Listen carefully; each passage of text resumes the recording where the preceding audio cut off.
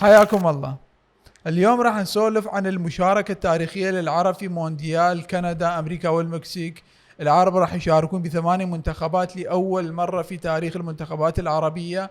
4 من دول وأربعة من دول، بحيث 4 من آسيا وأربعة من أفريقيا. عرب آسيا راح يشاركون بمنتخب العراق بعد 40 سنة من الغياب، وأخيرا الله رتبها ورجع العراق إلى المكسيك بعد مشاركة أولى في المكسيك، وراح يشارك للمرة الثانية في تاريخه.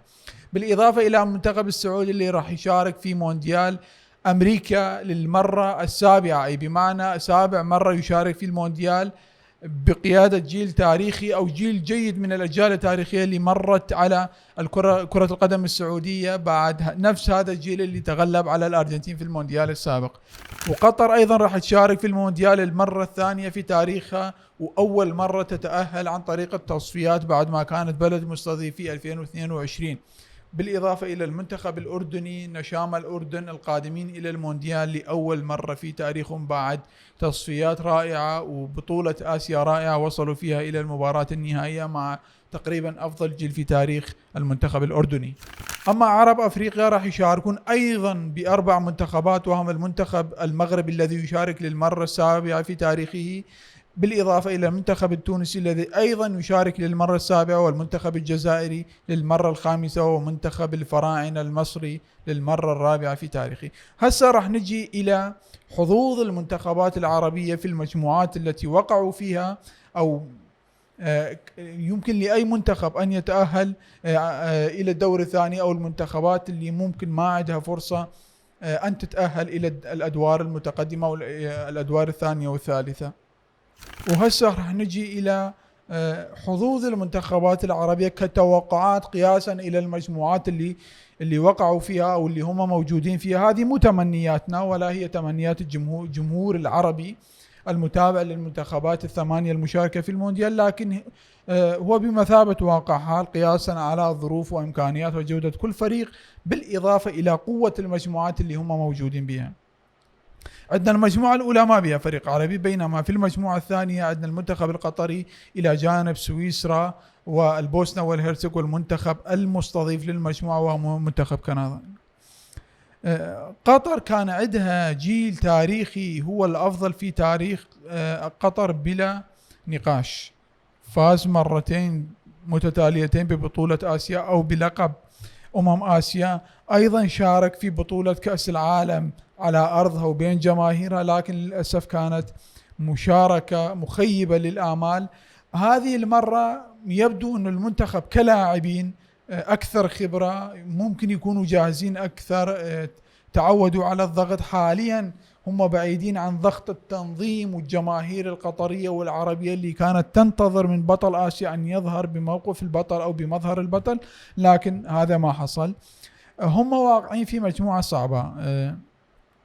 لو كان المنتخب القطري بقيادة المدرب سانشيز أو أي مدرب آخر، كان من الممكن الحديث عن منتخب قطري ممكن أن يفوز في إحدى المباريات ويتأهل إلى الدور الثاني. لكن من وجهة نظري كتوقع شخصي وليس تمني، أنه المنتخب القطري ما راح يقدر يتجاوز هذه المجموعة لسبب واحد، وهو المدرب لوبوتيغي. لوبوتيغي هو المدرب الذي أنا لا أثق فيه بكل معنى الكلمة. يعني هو مدرب أعتقد لا يفهم بيئة العمل العربية أو بيئة العمل في الخليج. ممكن يكون جاي على مود الأموال أو عقد جيد، لكن هو لم يظهر بشكل جيد في المونديال، ولم تكن هناك هوية واضحة كالهوية التي كانت للمنتخب القطري في آسيا 2019 و2023. طيب، ممكن انه تقدر تاخذ نقطة من البوسنة والهرسك، وايضا في حال اذا لوبوتيغي انه وظف هذه الامكانيات او امكانيات اللاعبين، ممكن انه يقدر يتغلب على البوسنة والهرسك. لكن من وجهة نظري ترتيب المجموعة هو كندا، سويسرا، قطر، ولكن من الممكن انه ما تتأهل كعدد نقاط بالمقارنة مع أفضل الثوالث في المجموعات الأخرى.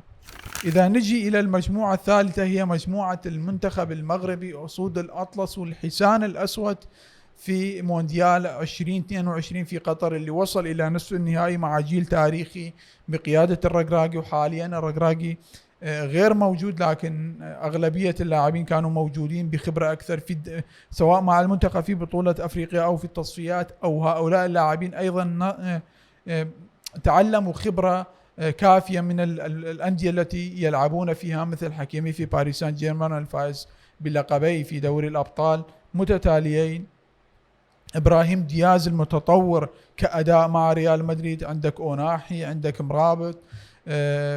ممكن كان انه المدرب يستدعي حريمات، وانا هذا اللاعب احبه جدا وكنت اتمناه ان يكون موجود في المنتخب المغربي. المنتخب المغربي اتوقع له اداء كبير في المجموعه، واتوقع التاهل، وتقريبا ما عندي شكوك كبيره حول المنتخب المغربي في امكانيته انه يتجاوز المجموعه، لا بل انه اتوقع كتوقع شخصي انه المنتخب المغربي من الممكن ان يخطف صدارة المجموعة من البرازيل، في حال اذا انت فزت في المباراة الاولى او في المباراتين الاخريتين، من الممكن انه تتعادل مع البرازيل بفارق الاهداف او كافضل دفاع فارق الاهداف، او انه حتى تقدر تفوز على البرازيل، لانه المنتخب المغربي لا تنقصه الجودة، لا تنقصه الخبرة، ولا تنقصه الأسماء الكبيرة والمواهب.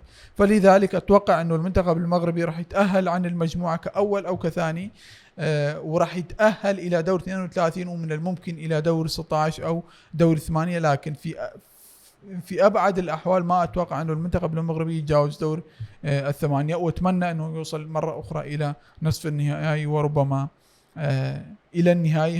هذه أمنية، ولكن أتوقع إلى ربع النهائي. المجموعة الرابعة والمجموعة الخامسة ما فيها منتخبات عربية، بينما المجموعة السادسة فيها نسور قرطاج المنتخب التونسي إلى جانب هولندا واليابان والسويد. هذه المجموعة مجموعة صعبة على المنتخب التونسي. المنتخب التونسي ليس في أفضل فتراته من وجهة نظري، هو ليس كالمنتخب المغربي عنده هذه الجودة العالية في جميع المراكز من حراسة المرمى إلى حتى الاحتياط. فأتوقع أنه المنتخب التونسي ما عنده حظوظ كبيرة في هذه المجموعة. ممكن إذا ترجع إلى مباراة السويد، ممكن هذه المباراة تتوقف على أداء المنتخب أو السويدي عفوا، بقيادة إيلانغا وغيوكيريس وإيزاك وأيضا غوستاف نيلسون. المنتخب الياباني في هذه المجموعة هو راح يكون أحد المتأهلين، وممكن أن يكون الحصان الأسود في البطولة، وراح يتقدم على الأقل إلى دور 16 من وجهة نظري، لأن المنتخب الياباني أيضا كما في المنتخب المغربي أيضا في المونديال السابق فاز على ألمانيا، فاز على إسبانيا، نفس اللاعبين الموجودين، نفس الكوادر الموجودة في المنتخب، تشبعت بخبرة الدوريات أو تشبع لاعبيها بخبرة الدوريات اللي يلعبون فيها، سواء في إسبانيا أو في ألمانيا أو في إنجلترا أو حتى في البلدان الأخرى. لاعبين متمرسين، لاعبين عندهم خبرة، لاعبين عندهم مهارة، عندهم الموهبة وأيضا استمرارية حتى من قبل مونديال 2022 في قطر. فأتوقع أنه المنتخب التونسي ما راح يقدر يتجاوز هذه المجموعة إلا إذا حدثت معجزة، وهذه توقعات وليست أمنية أكرر وأقول. وغالبا المنتخب التونسي راح يغادر من دوري المجموعات. هذه بالنسبة للمجموعة السادسة. الآن نجي إلى المجموعة السابعة اللي هي مجموعة الفراعنة، المنتخب المصري إلى جانب بلجيكا ونيوزيلندا والمنتخب الإيراني. المنتخب الفراعنة يشارك للمرة الرابعة في تاريخه، وللأسف ما عنده أي فوز خلال المشاركات الأربعة. هذه المرة هو إلى جانب بلجيكا وإيران. من الممكن أنه تكون عنده فرصة أن يتأهل إلى الدور القادم، خصوصا مع مجموعة جيدة من اللاعبين. عندك محمد هاني، عندك أحمد فتوح، عندك محمد صلاح، عندك عمر مرموش، عندك زيزو، تريزيجيه، إمام عاشور، حمزة عبد الكريم المنتقل حديثا إلى نادي برشلونة أو إلى رديف برشلونة. فمن الممكن أنه بقيادة حسام حسن منتخب الفراعنة يقدر يسوي شيء في هذا المونديال، وأنا أتوقع أن يتأهل عن المجموعة إذا مو ثاني فكثالث عن المجموعة اللي تضم إيران. فبطبيعة الحال أشوف حاليا المنتخب الإيراني ما عنده الجودة الكافية، والمنتخب المصري يتفوق عليه كجودة وحتى كأسماء لاعبين وكجودة لاعبين وكتوليفة منتخب. فأتوقع أنه المنتخب المصري أو منتخب الفراعنة عنده فرصة أن يتأهل إلى الدور الثاني كثاني أو كثالث عن المجموعة، ومن الممكن أنه يكون ثاني المجموعة، وأنا ما استبعد شيء، وهذا توقع شخصي. أما المجموعة الثامنة فهي مجموعة المنتخب السعودي أو الأخضر السعودي التي تضم إسبانيا وكاب فيردي أي الرأس الأخضر، وبالإضافة إلى المنتخب الأوروغوياني بقيادة فيدريكو فالفيردي. أشوف أنه المنتخب السعودي عنده جيل جيد وممتاز جدا، عنده خبرة من المونديال السابق اللي كان من الممكن أن يتأهل إلى الدور الثاني في مباراة بولندا وفي مباراة المكسيك بعد انتصار تاريخي أمام الأرجنتين بهدف ياسر أو سالم الدوسري عفوا. أشوف أنه هذه المجموعة بها فرصة أنه المنتخب السعودي يتأهل كأقل تقدير كثالث عن المجموعة، وإذا تغلب حتى على الأوروغواي فأنا ما راح استغرب انه يتأهل كثاني للمجموعة، لكن توقعي انه السعودية من الممكن ان تتأهل كثاني عن المجموعة بفوز على منتخب كافيردي او الرأس الاخضر. اما المجموعة التاسعة اللي هي مجموعة منتخبنا وعودة منتخبنا من المكسيك بعد 40 سنة الى المكسيك مرة اخرى، وطبعا تكلمنا عن مسيرة منتخبنا الوطني وشلون تأهل وشنو المعاناة اللي احنا عشناها خلال اجيال واجيال، تكلمنا عنها في حلقة سابقة. اوقعتنا القرعة في مجموعة صعبة للأسف، هي مجموعة قاتلة، اصعب الموجودات، اقصد كمجموعات موجودة بالنسبة الى منتخبات مثل منتخبنا او منتخبات الآسيوية، حتى هي صعبة على المنتخبات الثلاثة الاخرى. منتخب فرنسا المرشح احد المرشحين الابرز لنيل اللقب، منتخب النرويج اللي من الممكن ان يذهب بعيدا بقيادة جيل تاريخي او بوجود جيل تاريخي من اللاعبين في المنتخب النرويجي، وايضا منتخب السنغال الفائز فعليا بلقب البطولة الأفريقية اللي بعدين انسحبت منه وهو بطل النسخة السابقة أمام محمد صلاح، في الأخرى أيضا. إذا منتخب أو السنغال عندها جيل تاريخي بكل معنى الكلمة، بقيادة ساديو ماني، بقيادة نيكولاس جاكسون، عندك خليلو كوليبالي، عندك بابجي، عندك سار، عندك أدريسا غاناغي، يعني جيل تاريخي بكل معنى الكلمة، واتوقع يكون مزعج جدا حتى لفرنسا، ومن الممكن أن يتأهل كثاني. لكن إذا نتكلم عن حظوظ منتخبنا كتوقع وأيضا كأمنيات، وفيها جانب من الممكن أنه أن يعتبر كجانب من العاطفة، أتوقع أنه مباراة النرويج تكون فرصة للعراق، ومن الممكن إذا أرنولد قدر أن يحتوي صعوبات المنتخب والحالة الذهنية للمنتخب، من الممكن أنه نشوف نتيجة إيجابية أمام النرويج، ممكن تأهلنا إلى الدور الثاني، وهذه أمنية بكل الأحوال. المجموعة الأخيرة اللي فيها منتخبات عربية هي مجموعة الأرجنتين، اللي هي المجموعة العاشرة، بها منتخب الأردن والجزائر والأرجنتين، بالإضافة إلى منتخب أوستراليا أو منتخب النمسا. بطبيعة الحال الأرجنتين راح تتصدر هذه المجموعة قياسا على أنه هي بطلة المونديال السابق 2020 بعد نسخة تاريخية قدمها ليونيل ميسي وزملاء اللي موجودين في المنتخب، نفس اللاعبين الشباب اللي كانوا موجودين مع عناصر الخبرة في المنتخب تطوروا خلال 4 سنوات، مثل خوليان ألفاريز، بالإضافة إلى إنزو فرنانديز، حتى غارناتشو، عندك لاعبين آخرين انضموا مثل نيكو باس، لاعبين موجودين، خليط متجانس من اللاعبين، فأكيد هو راح يتصدر المجموعة كتوقع شخصي. ومنتخب النمسا بقيادة واحد من أهم العقليات الكروية في العالم، وهو المدرب الألماني رالف رانغنيك. هذا المنتخب أتوقع مع أنه منتخب كبير في السن أنه يكون ثاني المجموعة. والمنتخب الجزائري اللي صح تم انتقاده بسبب الخروج من بطولة الكاف أمام منتخب نيجيريا، لكن لا تنسى نيجيريا عندها أوسيمين وعندها اللقمان، يعني عندها جيل كبير جدا، ومن الممكن أنه هذا الجيل يذهب، كان من الممكن أن يذهب بعيدا لو تأهل، لكن منتخب الجزائر يشوفه منتخب جيد، عنده مواهب جيدة، عنده أسماء خبرة مثل رياض محرز، عندك بول بينا، عندك إبراهيم مازا، عندك لوكا زيدان، لاعبين موجودين في المجمل.